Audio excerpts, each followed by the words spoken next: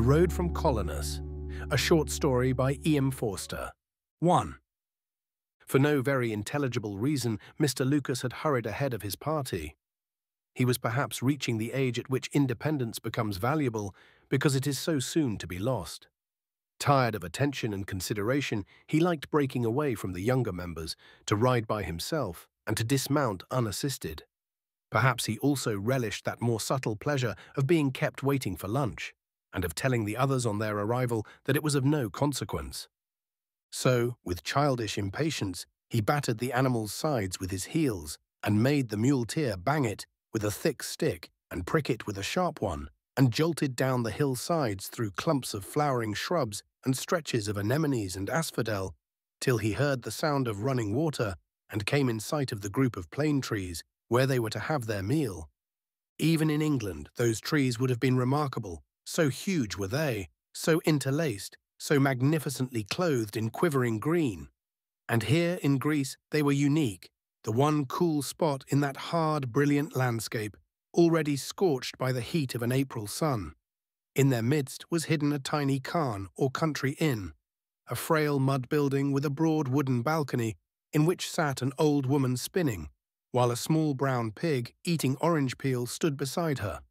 On the wet earth below squatted two children, playing some primeval game with their fingers, and their mother, none too clean either, was messing with some rice inside. As Mrs. Forman would have said, it was all very Greek, and the fastidious Meister Lucas felt thankful that they were bringing their own food with them and should eat it in the open air. Still, he was glad to be there.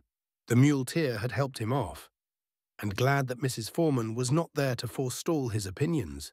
Glad even that he should not see Ethel for quite half an hour. Ethel was his youngest daughter, still unmarried. She was unselfish and affectionate, and it was generally understood that she was to devote her life to her father and be the comfort of his old age. Mrs. Forman always referred to her as Antigone, and Mr. Lucas tried to settle down to the role of Oedipus, which seemed the only one that public opinion allowed him. He had this in common with Oedipus, that he was growing old. Even to himself it had become obvious. He had lost interest in other people's affairs and seldom attended when they spoke to him. He was fond of talking himself, but often forgot what he was going to say, and even when he succeeded, it seldom seemed worth the effort. His phrases and gestures had become stiff and set. His anecdotes, once so successful, fell flat. His silence was as meaningless as his speech. Yet he had led a healthy, active life, had worked steadily, made money, educated his children. There was nothing and no one to blame. He was simply growing old.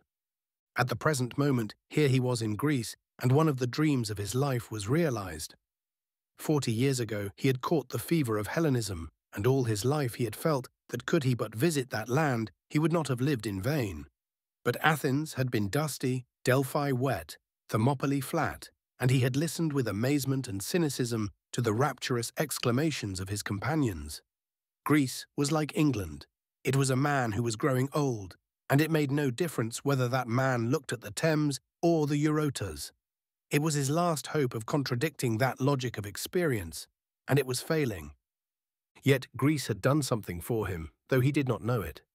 It had made him discontented, and there are stirrings of life in discontent. He knew that he was not the victim of continual ill luck. Something great was wrong, and he was pitted against no mediocre or accidental enemy. For the last month, a strange desire had possessed him to die fighting. Greece is the land for young people, he said to himself as he stood under the plane trees. But I will enter into it. I will possess it. Leaves shall be green again. Water shall be sweet. The sky shall be blue. They were so 40 years ago, and I will win them back. I do mind being old, and I will pretend no longer.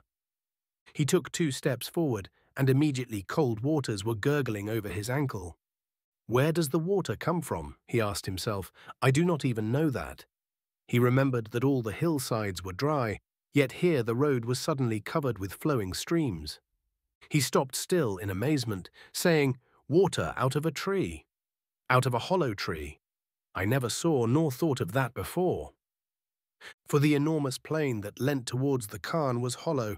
It had been burnt out for charcoal, and from its living trunk there gushed an impetuous spring, coating the bark, with fern and moss, and flowing over the mule track to create fertile meadows beyond.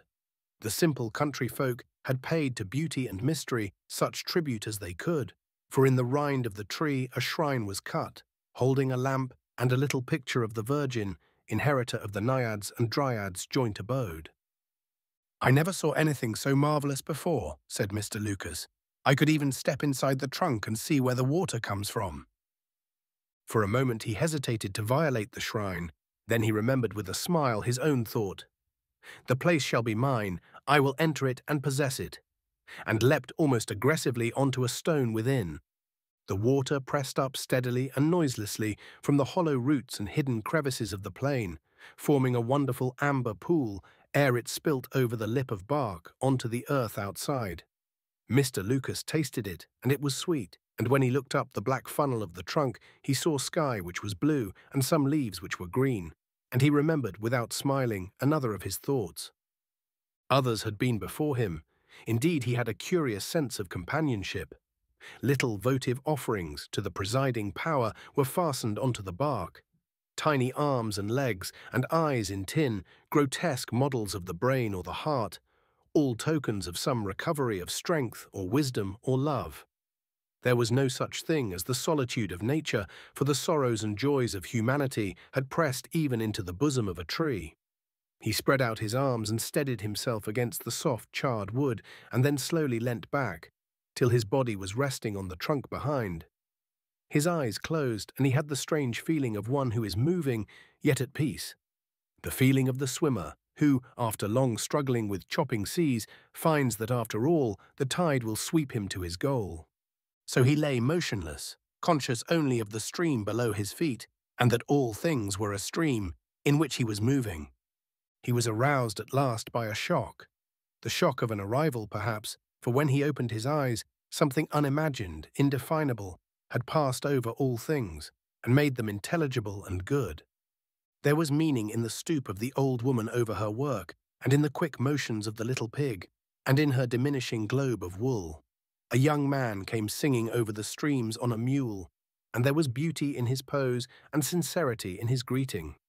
The sun made no accidental patterns upon the spreading roots of the trees, and there was intention in the nodding clumps of asphodel and in the music of the water.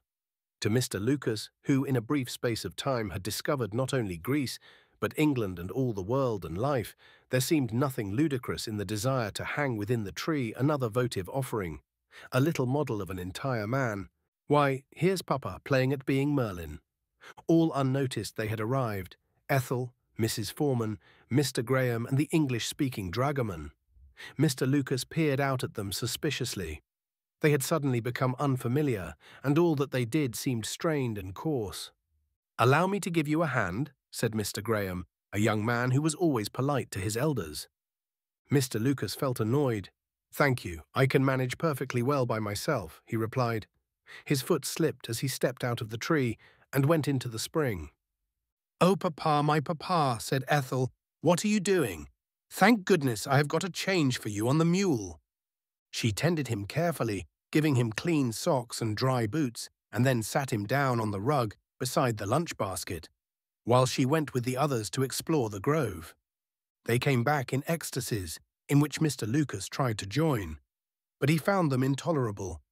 Their enthusiasm was superficial, commonplace, and spasmodic. They had no perception of the coherent beauty that was flowering around them. He tried at least to explain his feelings, and what he said was, "I am altogether pleased with the appearance of this place. It impresses me very favourably. The trees are fine, remarkably fine for Greece, and there is something very poetic in the spring of clear running water. The people, too, seem kindly and civil. It is decidedly an attractive place." Mrs. Foreman upbraided him for his tepid praise. "Oh, it is a place in 1,000, she cried. "I could live and die here. I really would stop if I had not to be back at Athens. It reminds me of the Colonus of Sophocles." "Well, I must stop," said Ethel. "I positively must." "Yes, do. You and your father, Antigone and Oedipus. Of course you must stop at Colonus." Mr. Lucas was almost breathless with excitement. When he stood within the tree, he had believed that his happiness would be independent of locality. But these few minutes' conversation had undeceived him. He no longer trusted himself to journey through the world, for old thoughts, old wearinesses might be waiting to rejoin him as soon as he left the shade of the plains and the music of the virgin water. To sleep in the Khan with the gracious, kind-eyed country people, to watch the bats flit about within the globe of shade and see the moon turn the golden patterns into silver. One such night would place him beyond relapse and confirm him forever in the kingdom he had regained. But all his lips could say was, "I should be willing to put in a night here." "You mean a week, Papa?" "It would be sacrilege to put in less." "A week, then, a week," said his lips, irritated at being corrected, while his heart was leaping with joy. All through lunch he spoke to them no more, but watched the place he should know so well and the people who would so soon be his companions and friends. The inmates of the Khan only consisted of an old woman, a middle-aged woman, a young man and 2 children, and to none of them had he spoken, yet he loved them as he loved everything that moved or breathed or existed beneath the benedictory shade of the plains. "En route," said the shrill voice of Mrs. Foreman. "Ethel, Mr. Graham, the best of things must end." Tonight, thought Mr. Lucas, they will light the little lamp by the shrine, and when we all sit together on the balcony, perhaps they will tell me which offerings they put up. "I beg your pardon, Mr. Lucas," said Graham, "but they want to fold up the rug you are sitting on." Mr. Lucas got up, saying to himself, "Ethel shall go to bed first, and then I will try to tell them about my offering too, for it is a thing I must do. I think they will understand if I am left with them alone." Ethel touched him on the cheek. "Papa, I've called you 3 times. All the mules are here." "Mules? What mules?" "Our mules. We're all waiting. Oh, Mr. Graham, do help my father on." "I don't know what you're talking about, Ethel." "My dearest Papa, we must start. You know we have to get to Olympia tonight." Mr. Lucas, in pompous, confident tones, replied, "I always did wish, Ethel, that you had a better head for plans. You know perfectly well that we are putting in a week here. It is your own suggestion." Ethel was startled into impoliteness. "What a perfectly ridiculous idea. You must have known I was joking." "Of course I meant I wished we could." "Ah, if we could only do what we wished," sighed Mrs. Foreman, already seated on her mule. "Surely," Ethel continued in calmer tones, "you didn't think I meant it." "Most certainly I did. I have made all my plans on the supposition that we are stopping here, and it will be extremely inconvenient, indeed impossible for me to start." He delivered this remark with an air of great conviction, and Mrs. Foreman and Mr. Graham had to turn away to hide their smiles. "I am sorry I spoke so carelessly. It was wrong of me. But you know, we can't break up our party, and even one night here would make us miss the boat at Patras."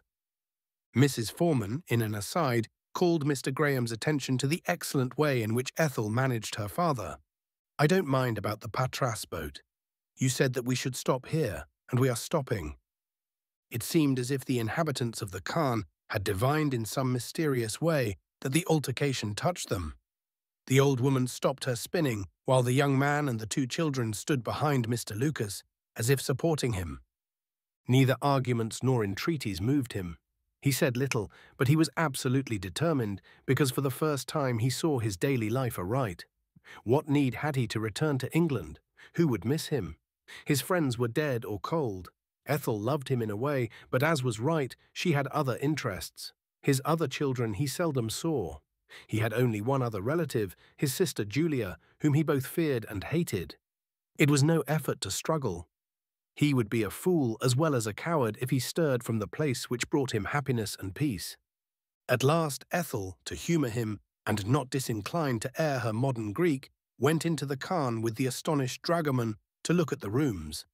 The woman inside received them with loud welcomes, and the young man, when no one was looking, began to lead Mr. Lucas's mule to the stable. "Drop it, you brigand!" shouted Graham, who always declared that foreigners could understand English if they chose. He was right, for the man obeyed, and they all stood waiting for Ethel's return. She emerged at last, with close-gathered skirts, followed by the dragoman bearing the little pig, which he had bought at a bargain. My dear papa, I will do all I can for you, but stop in that cairn. No. Are there fleas? Asked Mrs. Foreman. Ethel intimated that fleas was not the word. Well, I am afraid that settles it, said Mrs. Foreman. I know how particular Mr. Lucas is. It does not settle it, said Mr. Lucas. Ethel, you go on. I do not want you. I don't know why I ever consulted you. I shall stop here alone. That is absolute nonsense, said Ethel, losing her temper. How can you be left alone at your age? How would you get your meals or your bath? All your letters are waiting for you at Patras. You'll miss the boat. That means missing the London operas and upsetting all your engagements for the month. And as if you could travel by yourself. They might knife you, was Mr. Graham's contribution. The Greeks said nothing, but whenever Mr. Lucas looked their way, they beckoned him towards the cairn. The children would even have drawn him by the coat, and the old woman on the balcony stopped her almost completed spinning and fixed him with mysterious, appealing eyes.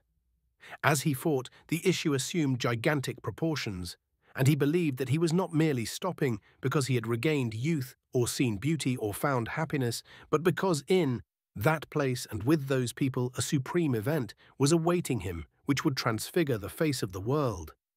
The moment was so tremendous that he abandoned words and arguments as useless and rested on the strength of his mighty unrevealed allies. Silent men, murmuring water and whispering trees. For the whole place called with one voice, articulate to him, and his garrulous opponents became every minute more meaningless and absurd. Soon they would be tired and go chattering away into the sun, leaving him to the cool grove and the moonlight and the destiny he foresaw. Mrs. Foreman and the dragoman had indeed already started, amid the piercing screams of the little pig, and the struggle might have gone on indefinitely if Ethel had not called in Mr. Graham. "Can you help me?" she whispered. "He is absolutely unmanageable." "I'm no good at arguing, but if I could help you in any other way—" And he looked down complacently at his well-made figure. Ethel hesitated. Then she said, "Help me in any way you can. After all, it is for his good that we do it. Then have his mule led up behind him." So when Mr. Lucas thought he had gained the day, he suddenly felt himself lifted off the ground and sat sideways on the saddle, and at the same time the mule started off at a trot. He said nothing, for he had nothing to say, and even his face showed little emotion as he felt the shade pass and heard the sound of the water cease. Mr. Graham was running at his side, hat in hand, apologizing. "I know I had no business to do it, and I do beg your pardon awfully, but I do hope that someday you too will feel that I was— Damn!" A stone had caught him in the middle of the back. It was thrown by the little boy who was pursuing them along the mule track. He was followed by his sister, also throwing stones. Ethel screamed to the dragoman, who was some way ahead with Mrs. Foreman, but before he could rejoin them, another adversary appeared. It was the young Greek who had cut them off in front and now dashed down at Mr. Lucas's bridle. Fortunately, Graham was an expert boxer, and it did not take him a moment to beat down the youth's feeble defense and to send him sprawling with a bleeding mouth into the asphodel. By this time the dragoman had arrived, the children, alarmed at the fate of their brother, had desisted, and the rescue party, if such it is to be considered, retired in disorder to the trees. "Little devils," said Graham, laughing, with triumph. "That's the modern Greek all over. Your father meant money if he stopped, and they consider we were taking it out of their pocket. Oh, they are terrible, simple savages. I don't know how I shall ever thank you. You've saved my father. I only hope you didn't think me brutal." "No," replied Ethel with a little sigh. "I admire strength." Meanwhile the cavalcade reformed, and Mr. Lucas, who, as Mrs. Foreman said, bore his disappointment wonderfully well, was put comfortably onto his mule. They hurried up the opposite hillside, fearful of another attack, and it was not until they had left the eventful place far behind that Ethel found an opportunity to speak to her father and ask his pardon for the way she had treated him. "You seemed so different, dear father, and you quite frightened me. Now I feel that you are your old self again." He did not answer, and she concluded that he was not unnaturally offended at her behavior.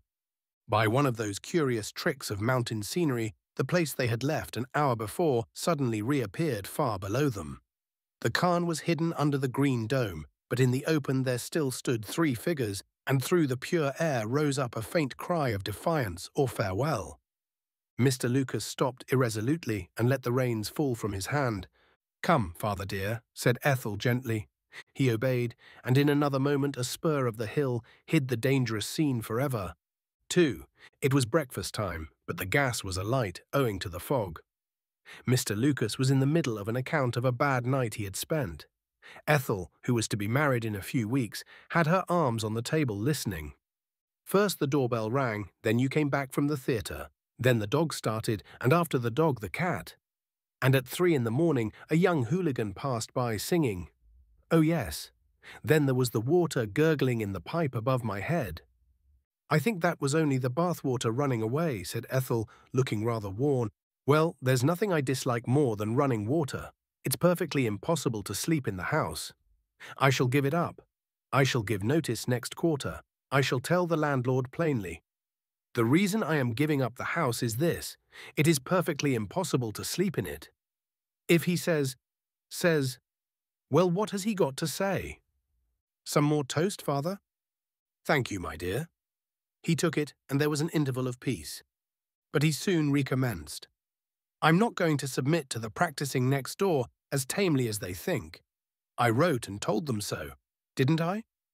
Yes, said Ethel, who had taken care that the letter should not reach. I have seen the governess, and she has promised to arrange it differently. And Aunt Julia hates noise. It will sure to be all right. Her aunt, being the only unattached member of the family, was coming to keep house for her father when she left him.